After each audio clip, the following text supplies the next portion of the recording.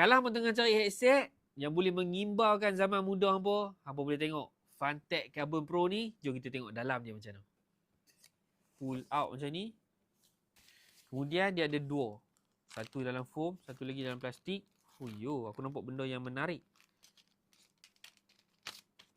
First kali, yang ni aku suka. Aku suka kumpul stiker dari dulu lagi. So, hampa akan dapat stiker collection Funtech. Kemudian dia bagi kabel 3.5mm ni. Kemudian kabel USB Type A ke USB Type C. So dia bagi dongle ni. Macam mana nak buka? Oh! Okay, boleh pakai USB Type A dongle ni. Dan dia ada juga USB Type C. So dia ada dua. 2 in 1 lah dongle dia ni. Fuyo. Padding dia PU leather. Yang ni fabric. Material plastik. Padding dia material PU leather. Yang ni saya tak suka sangat ni. Mic ni boleh detach. Law ni saya bubuh dulu mic tu tadi. Mic tu dia memang satu position, tak boleh nak rotate. Nampak dia ada lock kat situ. So kena masuk dekat situ juga. Okay, sebab dia tak boleh rotate. Kalau orang yang suka pakai macam ni, mic ni dia akan jadi macam ni buruk.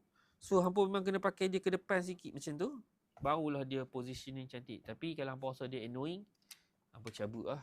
Telinga ngam-ngam hilang dekat sini. Memang masuk plup. 50% noise hilang.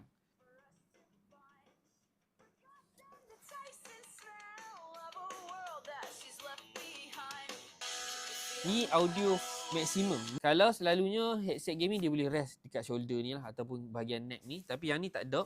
So hampa nak kena letak ikut keselesaan hampa lah. Kalau orang nak cakap kan volume tengah maksimum, hampa nak kena buka macam ni. Quality audio solid. Aku bagi 8/10 untuk audio dia. Stereo dia memang solid.